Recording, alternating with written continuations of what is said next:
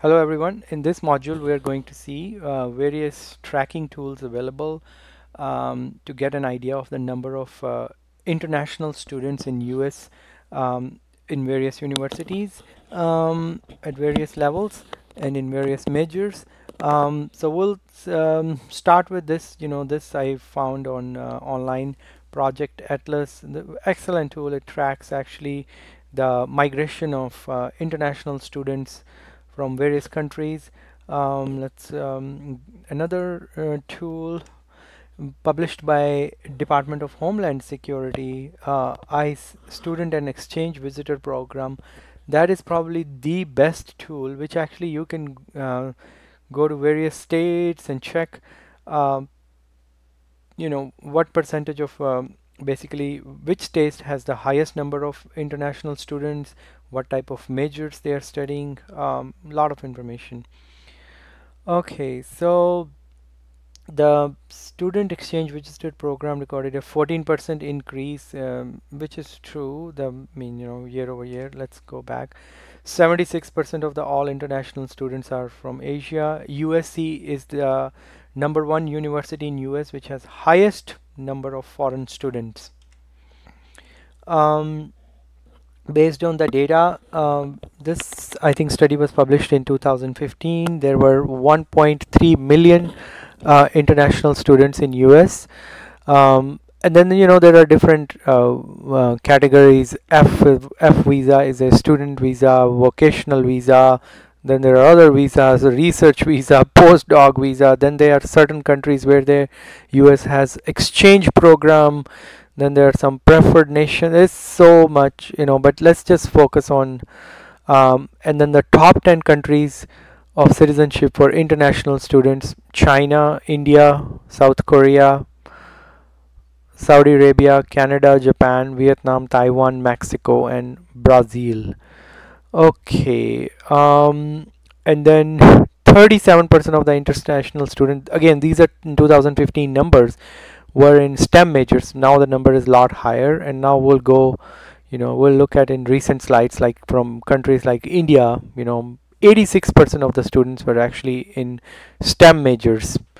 And then the female international students in STEM major also increased more than 68% from 76,638 in February 2010 in 5 years. So 68% growth in female STEM majors.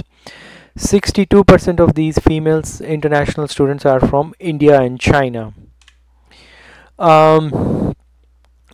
You can basically, my idea is to show you the tools, and then you can go and do your own research.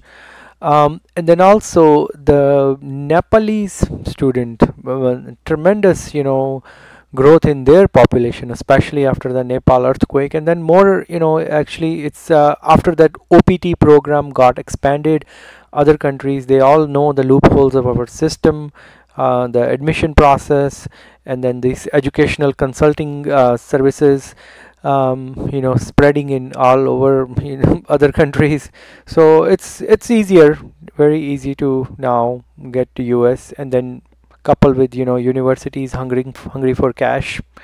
And then universities like USC, many universities, not USC, they send their admission, what do you call, counselors or screeners to other countries frequently. So they go, and their job is to recruit, bring more top dollars to America. And then we'll get into those details later. Okay, so more than 77% of the international students in US are on F1, M1 or J1 visa, and they are from Asia. So 77% of the international students are from Asia.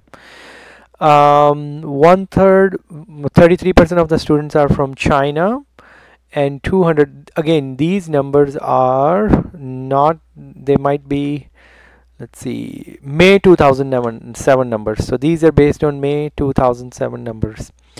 So however, both markets, so Saudi South Korea and Saudi Arabia, they had a small, decline in the number of foreign students. Okay, Nepal was the fastest growing increase in international student due to many reasons. We'll get into those too. Okay, after the earthquake and this and that,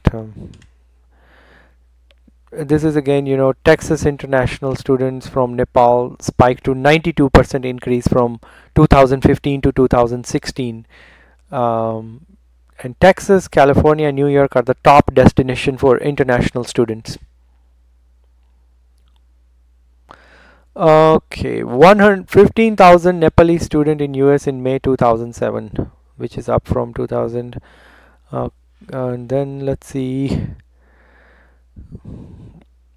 other countries like Vietnam, and you can read more about it.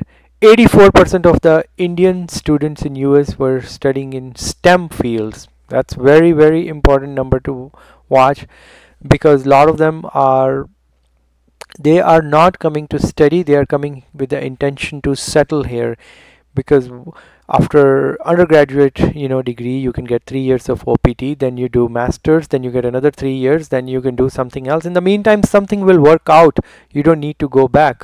So that's the real intention, it's not to study to US.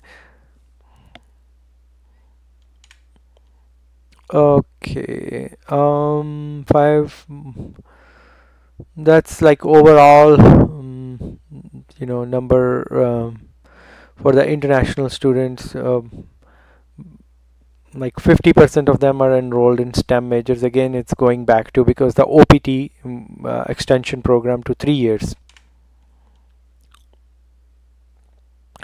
And this talks about, like, this article I got from Washington Post, it gives example of Yale University, where the foreign student percentage grew by 46% from 2004 to 2014, whereas the domestic student, they only grew by 5%.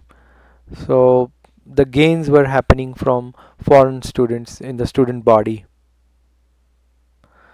So for 6% of 30,000 applicants were accepted. They're giving you example of 1 year in Yale, but the foreign freshman class has grown from single digits to 11%.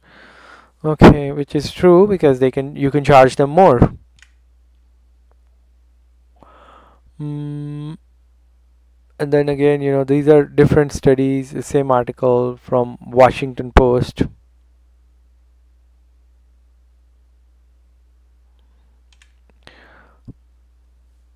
Majority of that international students just attend 10 large universities across the country, while the remaining 76% of universities are hosting 50 or less. So that's another stat, that 76% of universities may have 50 or less international students, but the top 10 large universities, they have quite a bit. Okay, that's another, this is the article about Stanford, US applicants, University of Chicago. They talk about the goal for international enrollment of 15%. So the foreign share of freshmen in 2014 was 11%, up from 9% in 2004.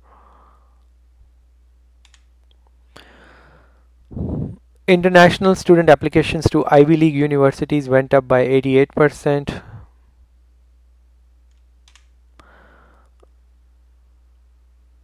Because the tuition, obviously they can pay more.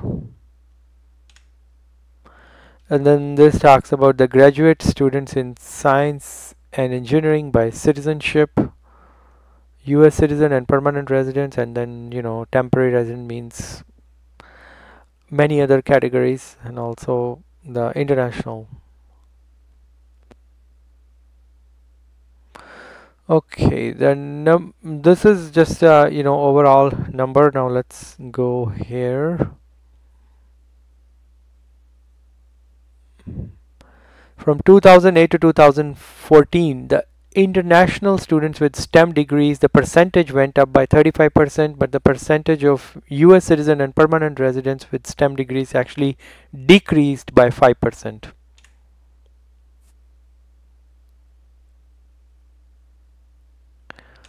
Okay, then let's go here. These are also the 2016 US News Raytheon STEM Index, which recorded a 6% rise in the number of graduate students earning STEM degrees.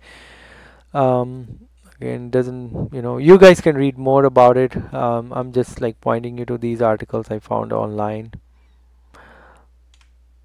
And we'll stop here, but the other modules actually they explain very well uh, the why in STEM. So please watch my all other modules to understand, this issue completely. Thank you. So we'll stop here.